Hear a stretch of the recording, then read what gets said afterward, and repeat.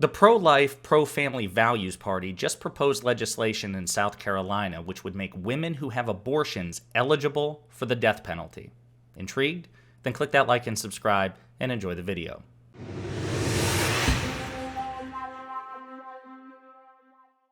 Anytime any Republican or any conservative that you know personally, could be a loved one, it could be an acquaintance, could be a stranger online, anytime someone suggests, let alone says, that the Republican Party is the pro-life, pro-family values party, you should have a litany of examples on hand of proof that that's not the case based on things that they've said, policies that they endorse, or policies that they even propose. This channel has endeavored to provide numerous examples from all across the country. Federal legislation, state legislation, things that have passed, things that have not passed.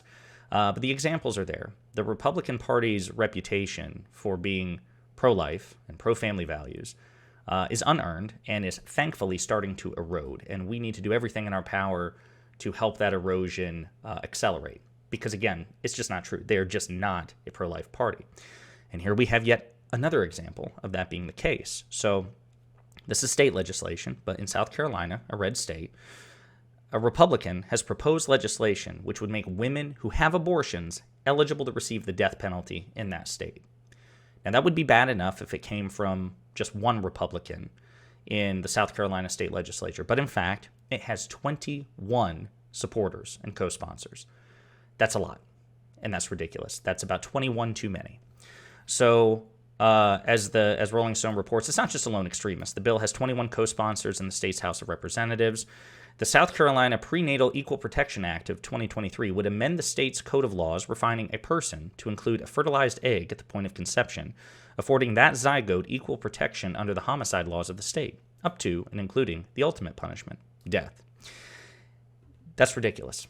Regardless of whether or not it passes, which it may very well, but even if it doesn't, the fact that a Republican is that comfortable to propose that a woman who has an abortion should be eligible for the death penalty, that he feels comfortable enough to propose that legislation, and that it would have 21 co-sponsors, is an indictment of the Republican Party at any level, but certainly the South Carolina Republican Party. As a matter of fact, it's such an indictment of the Republican Party in South Carolina that another Republican at the federal level, Nancy Mace, who we've talked about before on this channel, she's considered by many, including Bill Maher, bizarrely, as being one of the moderate, rational, sane Republicans. And certainly compared to Marjorie Taylor Greene and others, she is.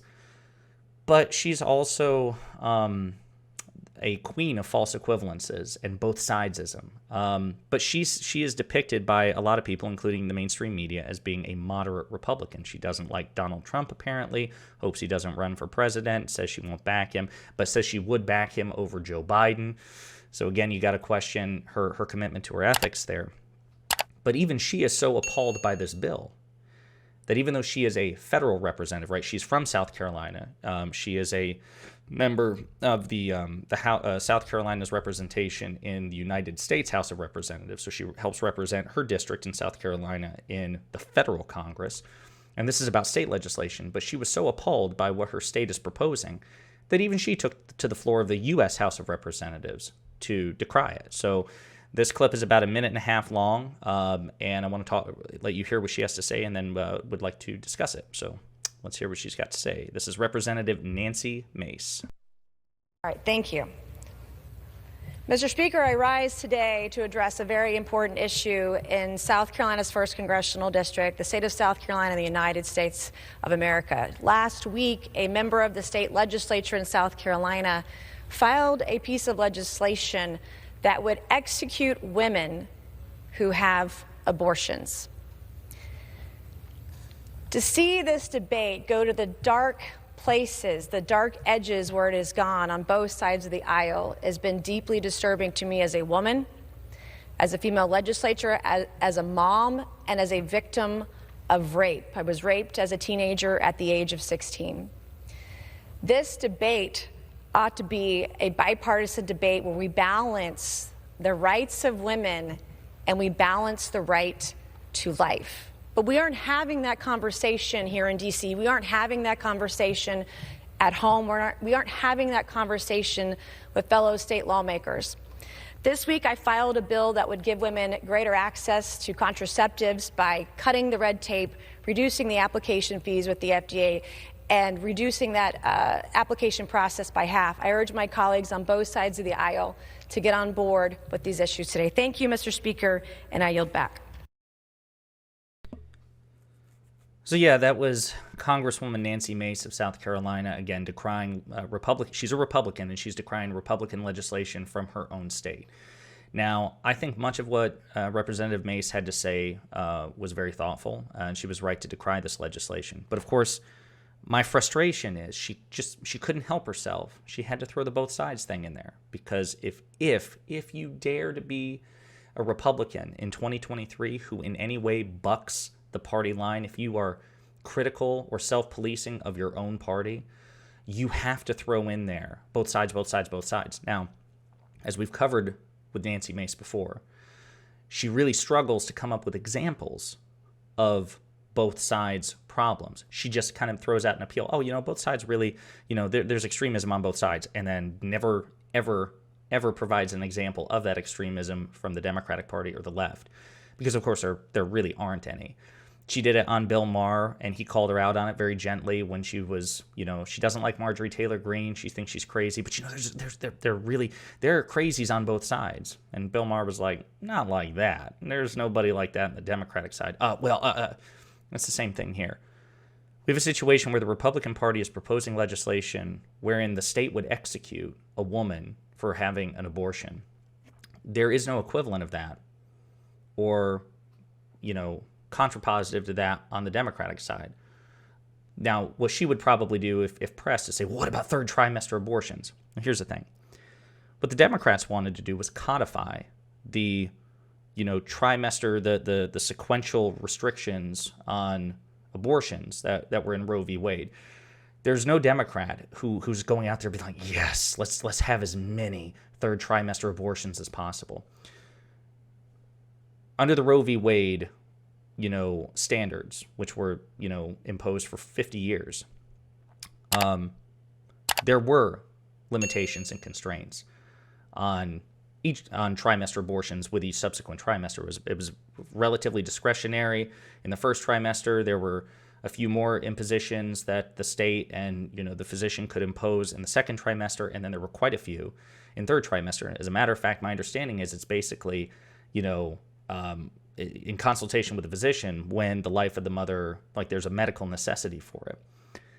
And so there is no equivalent here. As a matter of fact, Democratic policies are trying to reduce the number of abortions by making abortions unnecessary, because Democrats are the ones who have supported free, universal access to contraception, comprehensive sex education, a strong welfare system, strong social safety net for family planning and neonatal care and things like that, things which would deter you to exercise your right to have an abortion. And those things have been opposed historically, and even to this day, by Republicans. It's not Republicans who want free and easy and universal access to contraception. Like Nancy Mace, by proposing that's her demonstrating some relatively moderate positions. As a matter of fact, it's Republicans who want to revisit the issue of whether or not you have a constitutional right to contraception. It's red states who have, taught abstinence-only sex education and things like that, and late-term sex education, which is woefully inadequate. When you have liberal or left-leaning access to contraception or sex education or all the above, the number of abortions is reduced because you have fewer unwanted pregnancies. There's a thought. So Republicans, per usual, are not somebody to follow on this issue. They have no interest in making it easier for people to have protected sex, to avoid unwanted pregnancies, to have the circumstances under which they may choose to bring a child to term if they are pregnant. They simply, as a party, not every single Republican, but as a party, again, the men who lead this party, the thought leaders, the governors, the Congress people, the conservative pundits, the Republican presidents, what they want first and foremost is to make it so that women have to carry fetuses to term against their will. That's what makes the leaders of the Republican Party really, really happy. The idea that a woman has to carry a fetus to term against her will. And then, on top of that, they will do everything in their power to deny that woman and the father, if the father's involved, the family involved, the support that that mother might need to make raising that child easier. Like, that's the insanity. Reduce access to contraceptions, reduce sex education, reduce family planning, reduce the social safety net, punish, like with extreme prejudice, any attempt by you to terminate the pregnancy if you don't want it. So that's a fifth thing. And then make it harder for you to get any sort of support after the fact if you have to carry that fetus to term against your will. This is not a pro-life party, and I think even Nancy Mace recognizes it. Hey you! Thanks for watching. If you liked the video, and I hope that you did, please hit the like and subscribe buttons below. And if you absolutely hated the video, the best revenge for you is also to hit the like and subscribe buttons below. That'll teach me. If you want to share an opinion or share some feedback, go ahead and leave a comment, all right? 2023 is a year of change, hence the aggressive rebrand and commitment to new content. Inspired by my friends Luke Beasley and STV Philly, my personal goal for this channel is to hit 40,000 subscribers by the end of the year. So I'm hoping you'll do me a solid by spreading the word and the videos to potential fans and hate watchers alike. And in the meantime, we'll be pondering politics again with you very soon.